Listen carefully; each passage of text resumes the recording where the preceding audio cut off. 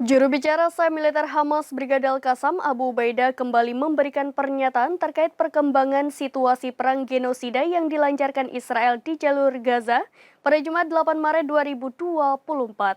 لإعانتنا وإمدادنا بالدعاء والتضرع لله جل شأنه أن يعجل بنصره وفرجه لشعبنا وأهلنا وبطشه وعذابه وإذلاله لعدوه وعدونا وما النصر إلا من عند الله العزيز الحكيم وإنه لجهاد نصر أو استشهاد والسلام عليكم ورحمة الله وبركاته.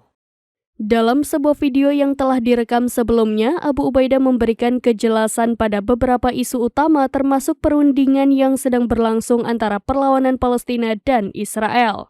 Ia menegaskan 6 bulan pertempuran Badai Al-Aqsa yang sedang berlangsung membuka fase baru di mana hal ini mempromosikan fakta bahwa keadilan hanya dapat dicapai melalui kekerasan.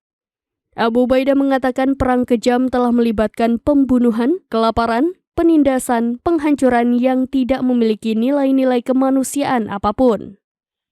Pidato Abu Ubaidah menyoroti kesia-siaan diplomasi dan jalur hukum melalui hukum internasional dalam mencapai gencatan senjata dan hak-hak rakyat Palestina. Sebaliknya, juru bicara tersebut mendorong konfrontasi berkelanjutan dan memperluas mobilisasi serangan di bulan Ramadan di tepi barat, wilayah pendudukan Libanon, Yaman, Irak, dan negara-negara Islam dan Arab lainnya untuk mengakhiri genosida terhadap rakyat Palestina.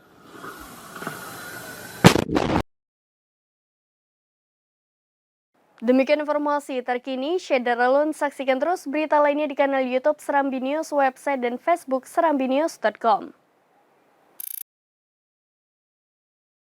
Download Tribun X sekarang, menghadirkan lokal menjadi Indonesia.